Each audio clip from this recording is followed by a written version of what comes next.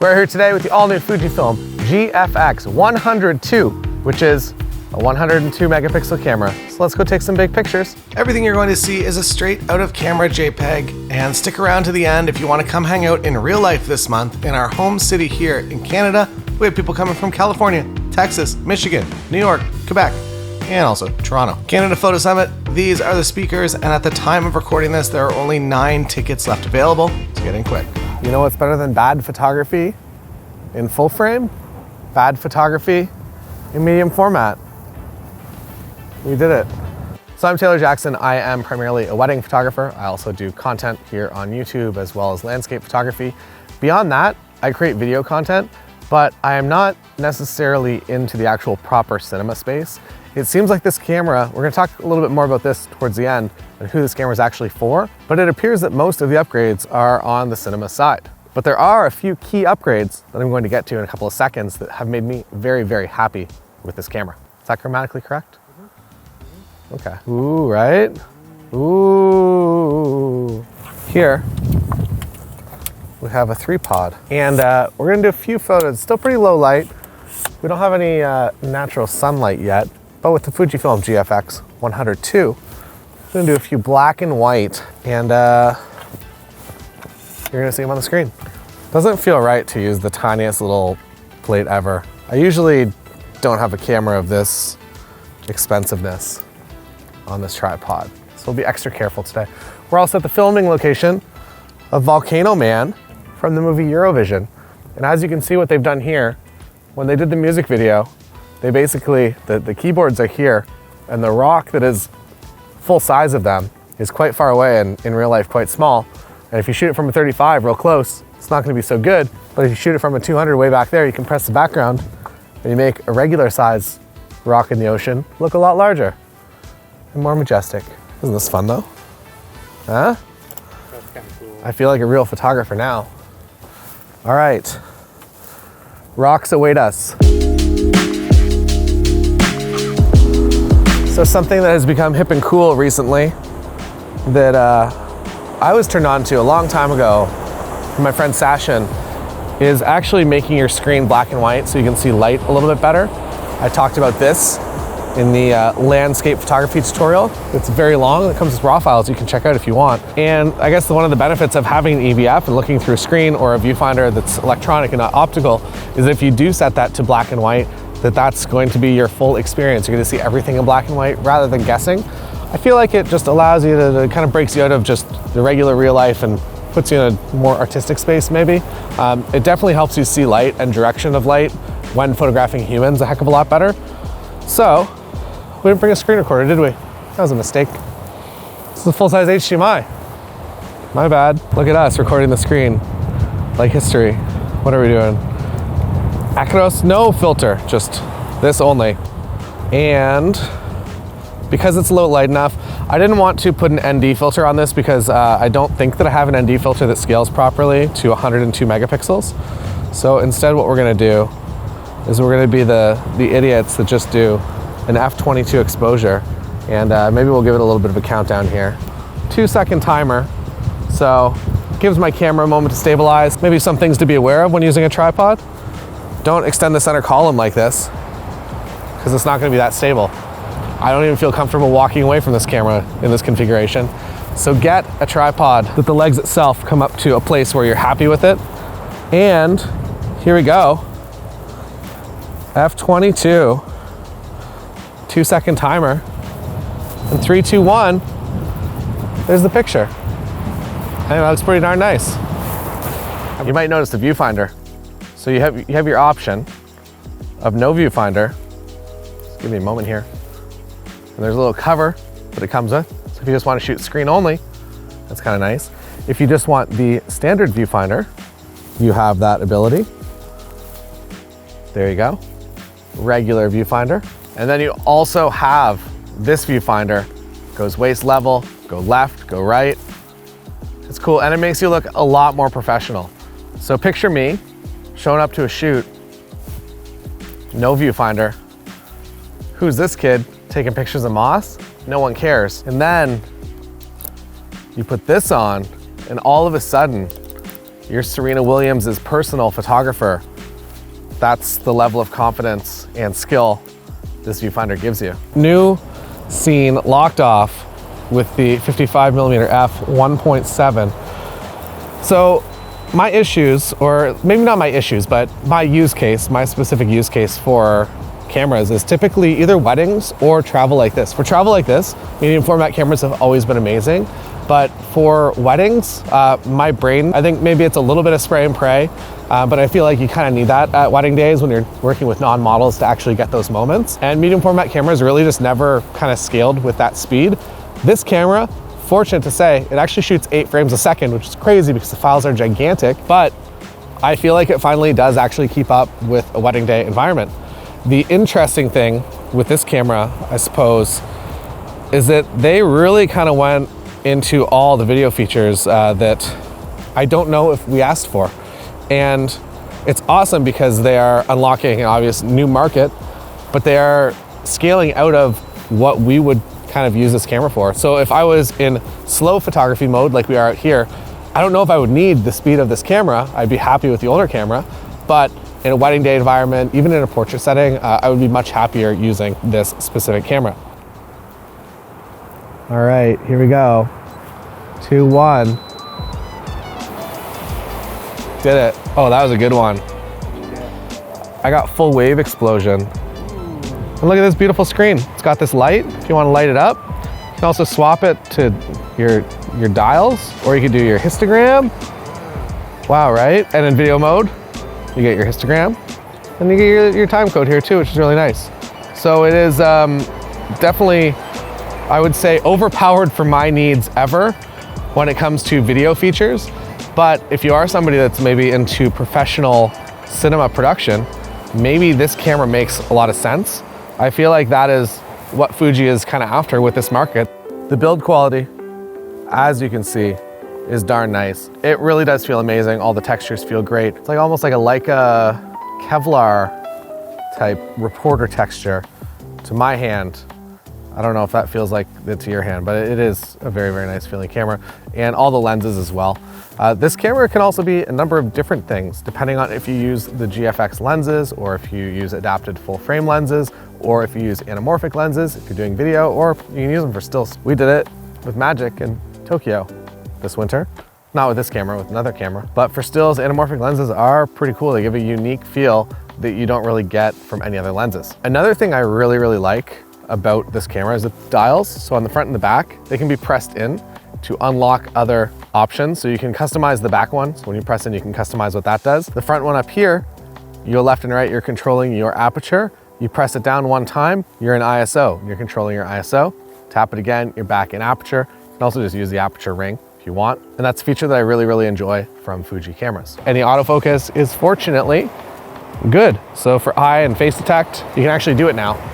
Prior to, I guess, the Fujifilm H2S, it wasn't really an ideal camera for me. That the autofocus, it worked, it was fine, but Sony and Canon were definitely miles ahead. And now I feel like that gap is closing slowly, and I'm very, very happy to see that because I really do enjoy Fuji as a brand, as a camera company, as the colors that come out of this camera. Sorry, I'm focused on the wave here. I'm gonna get a good one. Oh wow, that was huge. I think I was too slow though. I guess I could do this 8 frames a second. I'm not going to, I'm gonna choose my moment better, I think. You got it, dude. Smack the lip. So pitted. Let's see about this IBIS. So it says 8 stops of IBIS. If I have 3 points of contact, no tripod, how slow can I go? Let's begin. What's our target? Let us begin at 1/2 of a second. 3, 2, 1. Beautiful. 1 second handheld. Yeah, it's also windy. That's a variable that we didn't really, So, zooming in, I don't know, I think that looks pretty good to me. Another thing I'll mention is it looks heavy, and it is kind of heavy. It's a camera. You're definitely going out with the intention to take pictures wherever you're bringing this. It's not just fitting in your jacket pocket like this Lomo. See that? That fits in your pocket. There you go. This camera though, so you're not gonna see that because we gotta edit this video quickly. This one though, not fitting in your pocket. but image quality far superior to the Lomo in here. We are now at the Volcano Man Rock, and we're gonna shoot this, we're gonna do this 2 ways. I'm gonna do a slow shutter speed, but I feel like I kinda want the waves because the waves are actually breaking, and I kinda like that a lot. I just center composed it like an idiot, but I feel like it kinda plays. Now I'm gonna do one down here. This rock 2 ways. 1 way, the lava kind of framing it in the foreground, which I don't know if it worked or not. It's kind of center composed. Make it a square, maybe it works. The second way, we're gonna go over here to the Brown Lagoon and gonna get nice and low. And the Brown Lagoon is going to be the leading line that's going to take us into the rock. I like that there's a bit of a leading line. I'm not really level, but that's just my life. So Brown Lagoon in real life looks like absolute trash garbage, but in black and white, it pops really nicely. I could probably put a filter on here in Acro so you can go to the right and go through a bunch of red and yellow filters. Also, you'll be happy to know that not only is it a regular tilt screen, but it also tilts like this as well. So if you're doing some vertical frames, you can do that. Subject detection on, and we're gonna do automobile. And it immediately selects automobile. Automobile selection. No automobile, automobile. It's really fast. Let's go do some automotive photography. Maybe got one.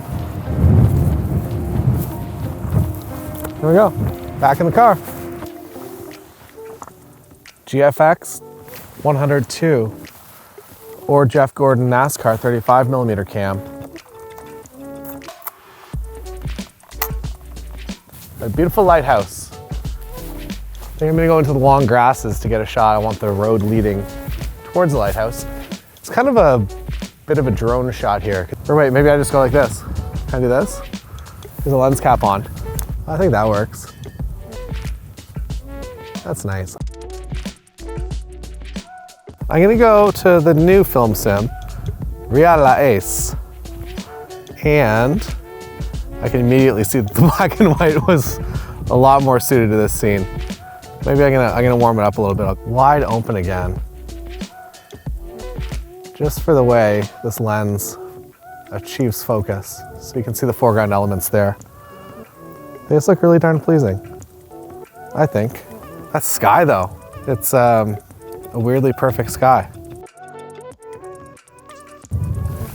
We are at an Icelandic party boy where the earth vapes. And this isn't the angle. I was like, this looks cool, lots of leading lines, some smoke in the background. Pulled this up, 55 prime, not right. Although I guess you can like kind of crop infinitely into these files, but even though you have that ability, I still feel like to use the full lens, you get kind of, feels a little bit better than just using a tiny piece of the sensor. So we'll get closer to the Icelandic party boy. I will say, this new film sim is exceeding expectations. So shout out to Fuji for innovating outside of just films that they had. Because I think this new film sim is based on a number of different films. And I just wanted to make something that looks pretty. I know that people like to shoot JPEGs straight out of camera. And they gave us that.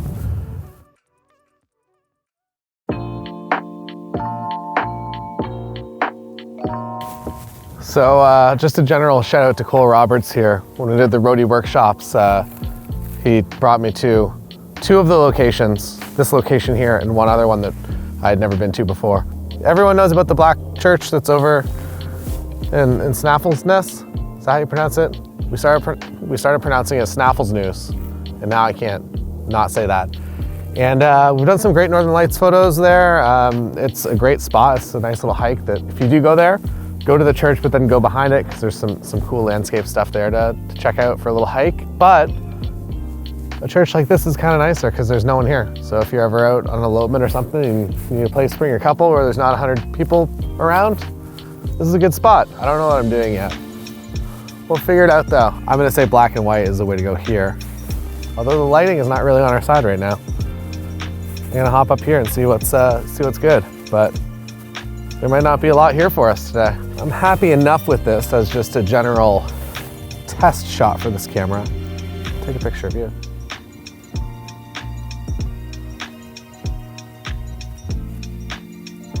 See if that ibis keeps up. Can I step here? Okay. Yeah, those portraits are quite nice. Would you like to take, can you take one of me? Of course.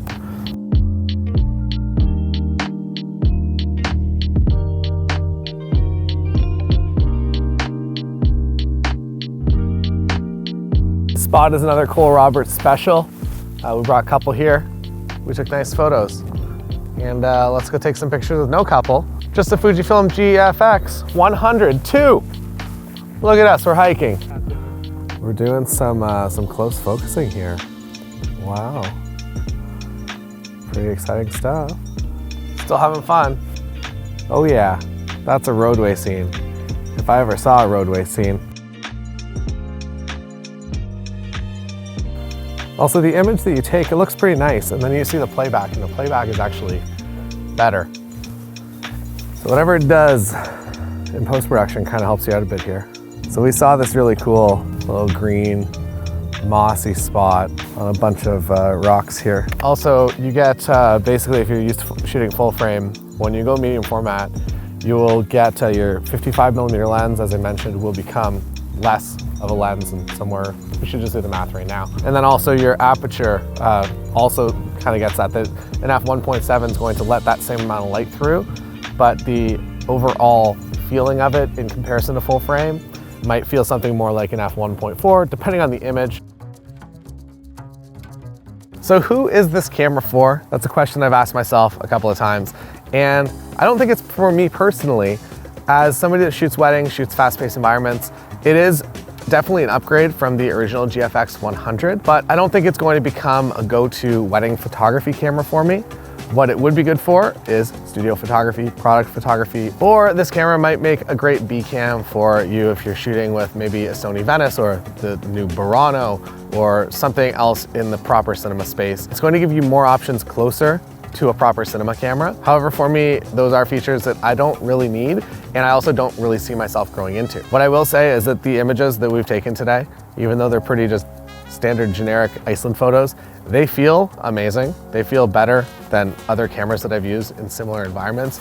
They feel a heck of a lot better than, no, I like this too. And if you're somebody that's going to be printing large photos or doing a lot of cropping or maybe post-production, pulling elements away and piecing things together, maybe in the art space, this is an incredible tool for you. I'm very happy that we've been able to take this out into the world here in Iceland. Also, it's like very weather sealed as well. So if you're out here in the elements, it's probably fine. And if you're interested, Canada Photo Summit coming soon. In this month of October, we are getting together with some friends in the wedding photography space. John Branch IV, Fujifilm photographer, Sam Hurd, Eric Floberg, Lindsay Coulter, Christine Tremolay, Nova Marquina, and myself, all in Waterloo, Ontario, Canada, talking about wedding photography. So if that's something that's interesting to you, there's a link down below. Oh yeah, the hat. Where'd you get this hat? I got this hat at BJ Photo, which is one of the sponsors of Canada Photo Summit. It was left in their attic for quite some time, and it smelled a little bit weird, but It's good now. it's still a nice hat.